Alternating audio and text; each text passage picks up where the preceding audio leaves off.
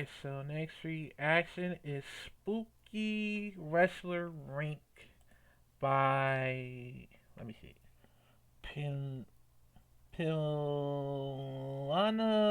Production, I believe. And, let's just say, there's a lot of scary wrestlers out there,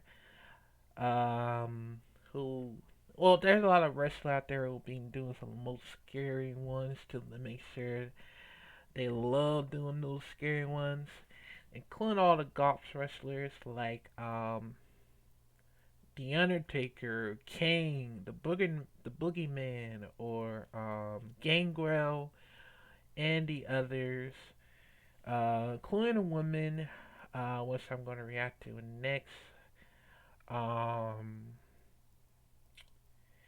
Somehow, one of my favorite scary wrestler is The Undertaker and Kane, of course.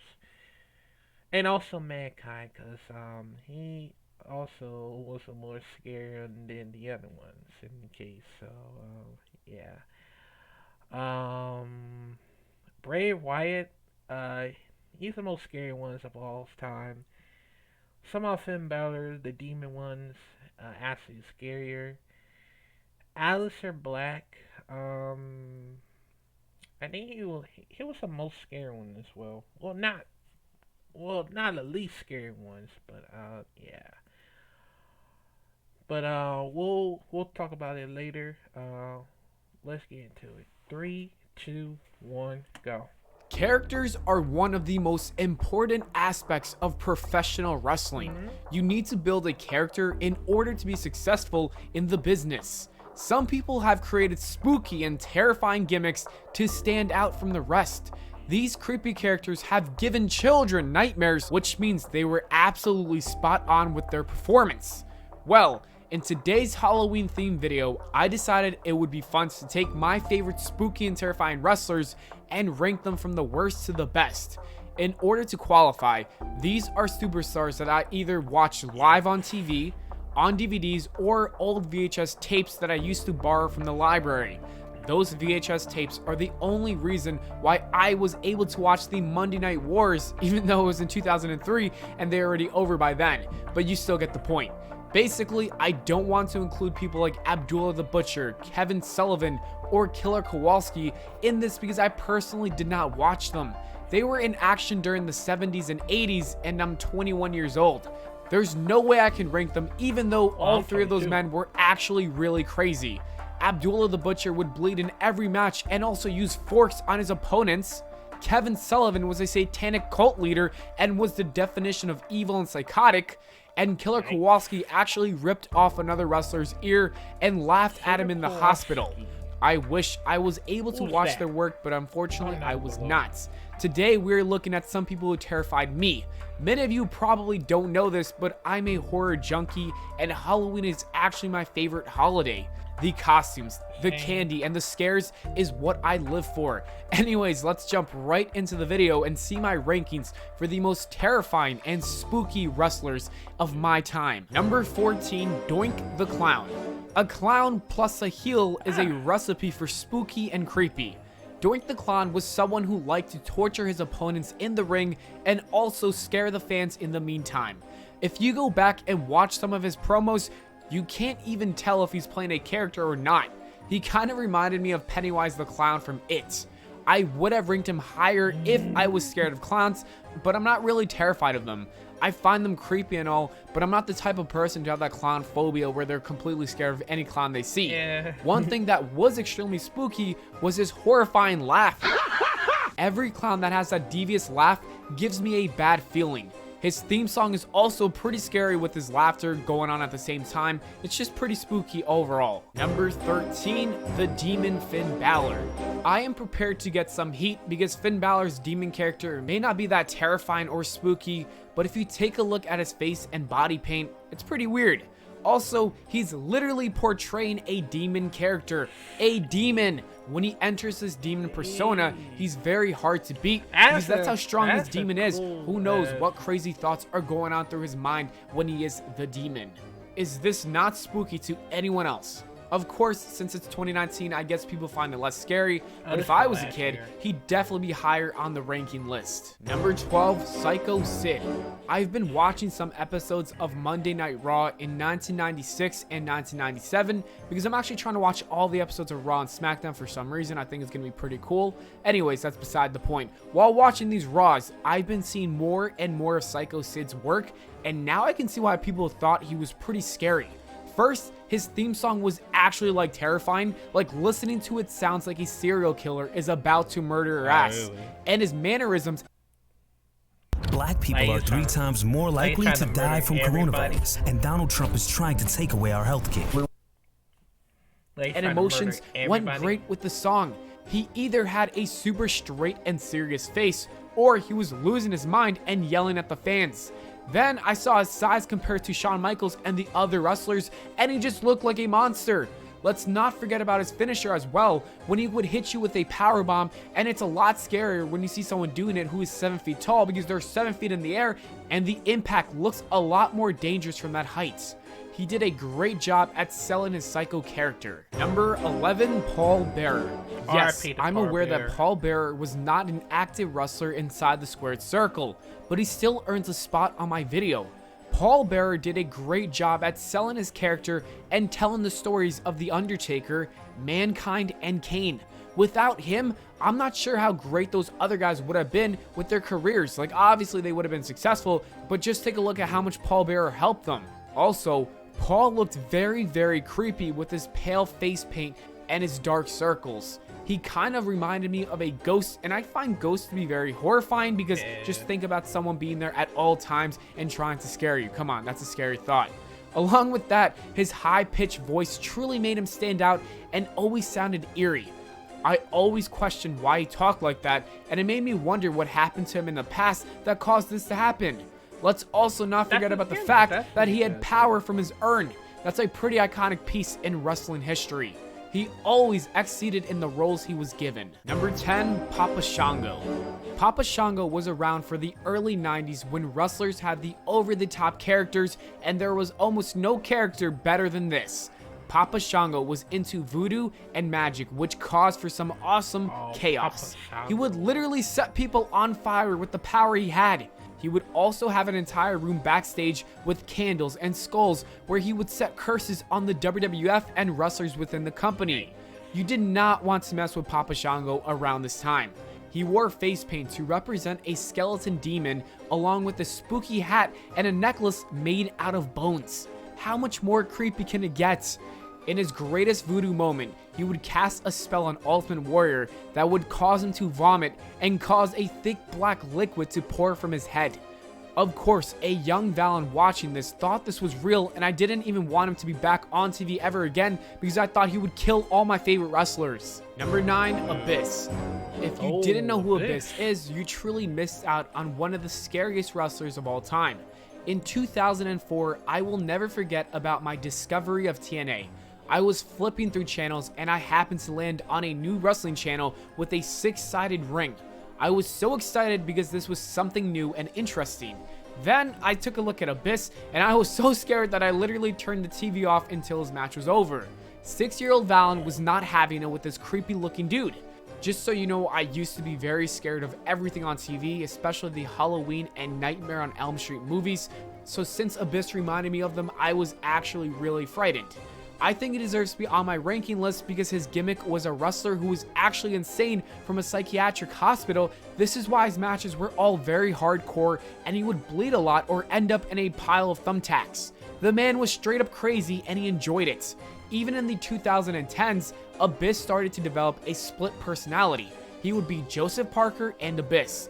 This made him even creepier and added more character depth to him. Number 8, The Fiend.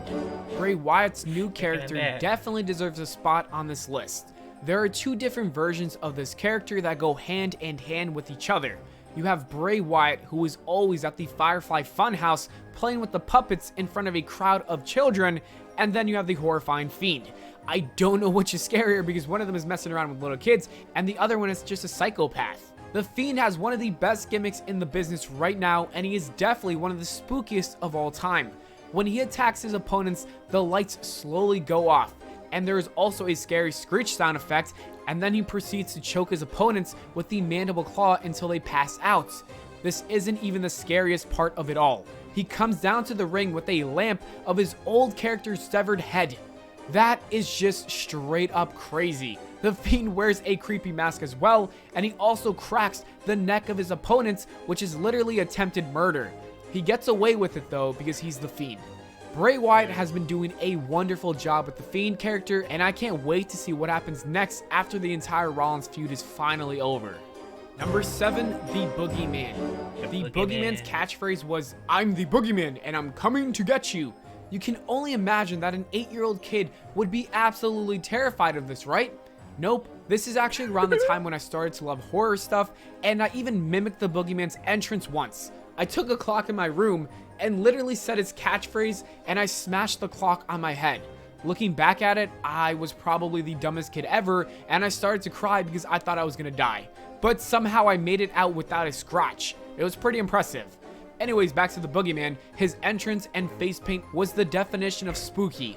The only thing I found creepy was the fact that he ate worms, and he also made his opponents eat the worms. That was pretty nasty and still gives me chills. I always wondered if it was fake or real, and I'm pretty sure it was real, which means that's really gross. Number 6, Gangrel. Gangrel had one of the coolest entrances ever, with the red lighting, his bright fangs, creepy music, and ascending to the stage among the fire. I think it might have been one of the best during the Attitude Era. He would also walk down to the ring with a cup of blood and spit it into the air. That was pretty awesome though. Gangrel's gothic character was one of the spookiest things in wrestling history. Gangrel even formed his faction known as the Brood with Edge and Christian. They were the perfect trio that would cause havoc in the WWE.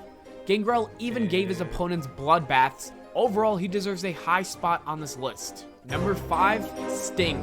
At Clash of Champions in 1997, Sting made his amazing debut on the rafters of the arena with a single crow on his hand and a monologue from a little kid explaining that he was Sting and what exactly he was all about.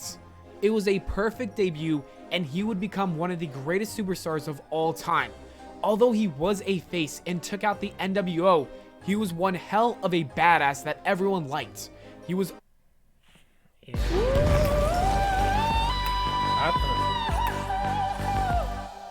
Yeah, I totally get that. So on November 3rd, 2020, voter suppression will be present. Vote anyway. You will be discouraged. Also able to maintain his mystique character and didn't talk too much.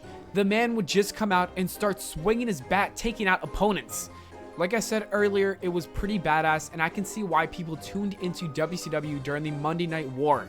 It was a shame it took him so long to come to WWE, because I think he would have been a superstar for at least a decade, and we would have gotten that iconic match with The Undertaker. Number 4, Jake the Snake Roberts. Jake Roberts had two main factors that made him pretty terrifying. First, there's the fact that he would come down to the ring with a freaking snake. Remember how I said I didn't have a phobia of clowns? Well, if I see a snake, I might just faint and probably die right there to the snake, because that's how scary I find them. So imagine being in the first row with a deranged man holding a snake. He would even use the snake as a weapon and have them bite his opponents. Although that's a pretty awesome move now, looking back, it showed why you shouldn't have messed with him. I'll never forget watching Macho Man Randy Savage tied against the ropes and having a snake bite his arm. I legit thought the man was going to die. Then I realized it was a DVD and he was still alive when I saw him in Spider-Man. That's beside the point. That was just cruel to watch. Aside from that moment, he would also lock Ultimate Warrior in a room with poisonous snakes, which was Warrior's greatest fear. Jake Roberts was amazing at finding what his opponent's greatest fears were and then trying to kill them with that knowledge. If that ain't scary, I don't know what is. Number 3, Mankind. Many people remember Mankind from the Attitude Era and his entire tag team run with The Rock. But before that, Mankind made his debut in 1996 and would terrorize the WWE roster for the next year as a deranged, insane person who would inflict pain on himself. Seriously, Mankind was highly underrated. He would literally rip out his hair, stab himself with a pen, and take the craziest bumps. Aligning with Pallbearer and attacking Undertaker made him even scarier because of the power within that urn. Also, if you haven't already, please watch his segments with Jim Ross. He would explain his character's origin, and Mankind would come across as one of the most sadistic human beings of all time. He just seemed utterly broken. It's up there on my favorite segments of all time. Mankind would also go on to absolutely beat up JR after he made him upset in the interview. After choking him out with the mandible claw, JR was practically dying and choking, and that's when Mankind was screaming for help afterwards as if he didn't know what just happened. That was perfect. It was peak storytelling, and I wish we had that nowadays. Number 2, Undertaker. Upon making his debut, Undertaker was born to be an evil and scary wrestler. Throughout his entire career, he was terrifying. However, during the Attitude Era, Undertaker was a pure crazy man who did some of the worst things known to mankind, and no pun intended to number 3, who was Mankind. Let me name some of the things he did. He sacrificed Dennis Knight, chokeslammed Edge through the ring and lit him on fire, sacrificed Stone Cold Steve Austin, crashed Randy Savage's wedding, attacked David Flair, locked up the Ultimate Warrior in a casket, kidnapped Stephanie McMahon and then sacrificing her, hung Big Boss Man. Actually, it was the Dark Wedding one, so I don't think it was supposed to be like a whole sacrifice thing. So they just made like a Dark Wedding. So Kidnapped Stephanie McMahon and then sacrificing her, hung Big Boss Man, drowned Pallbearer in concrete, dragged Hulk Hogan on a motorcycle, formed the Ministry of Darkness, and nearly killed Mankind in the Hell in a Cell match. As you can see, I don't even need to talk about The Undertaker anymore. He is just on another level of terrifying. But he wasn't my number 1 on my list because that goes to number 1, Kane. Personally, Kane has been the most frightening wrestler of all time to me. Just take a look at his original attire along with the fire in his entrance. Also, he has an intense backstory with his brother thinking that he died in a fire. Even when he took the mask off, he had burns all over his face and the cops had to escort him to the ring with chains. That's some hardcore horror stuff right there. They did drop the ball on him, but it was still cool for the time being. Let's also not forget about him killing his brother 2 times and electrocuting Shane McMahon's balls. I vividly remember a dream where I attended a live show on Raw and Kane was chasing me in the arena trying to kill me. That's how scared I was of this man. He gave me nightmares. He deserves my number 1 spot. And that is it for the video, guys. Thank you so much for watching. I hope y'all enjoyed. If you did, please make sure to leave a like and subscribe for more. Make sure to follow me on Twitter at @ValenPlana, and I'll see you all on the next video. yeah, somehow the Undertaker and Kane were the most scary ones, including Mankind and the Boogie Man, the Fee, Bray Wyatt, and Papa Shango, and and Abyss. But I need to show it to y'all, cause the only reason I did do like the whole creation of my own is this. As myself, I did create my own so I can make my own character a scary wrestler of all time in case. And that's how I want to be. And that's how I want to be like Mick Foley and The Undertaker and Kane, and also Abyss, because they had the most scary ones of all time. Oh, and the Boogie Man, because they were more scarier in all ways. So that's how it is. And you know, if I were to pull it off to like build up my own character, that'd be cool. That'd be so cool. Yeah. Comment down below, what is your favorite scarier wrestler? Because there's a lot of scary wrestlers out there, to men and female. And yeah. Let me know, comment down below. And I'll see you next video.